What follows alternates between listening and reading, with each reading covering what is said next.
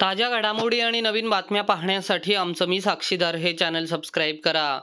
मथुर बैलाचे मालक राहुल पाटील हे काही दिवसांपासून कल्याण येथील आधारवाडी जेलमध्ये आहेत। त्यांच्यावर पनवेल शहर पोलीस ठाण्यात गुन्हा दाखल आहे। राहुल पाटील शर्यतप्रेमी राहुल पाटील याची जामिनावर सुटका होण्याची वाट पाहत आहेत। 12 मार्च रोजी ओवळे येथे बैलगाडा शर्यत आयोजित करण्यात आली होती। यावेळी राहुल पाटील याच्या मथुर बैलाला पराभवाचा सामना करावा लागला। यावेळी अश्लील हावभाव, दगडफेक आणि गोळीबार केल्याप्रकरणी राहुल पाटील आणि अन्य 15 ते 20 जणांविरोधात पनवेल शहर पोलीस ठाण्यात विविध कलमान्वये गुन्हा दाखल करण्यात आला। पोलिसांनी राहुल पाटीलला 15 मार्च रोजी अटक केली। त्यानंतर काहीच दिवसांनी आशिष चव्हाण, मुकेश चित्ते, दिनेश यादव या त्याच्या 3 साथीदारांना देखील अटक करण्यात आली। एका साथीदाराकडून बंदूक जप्त करण्यात आली।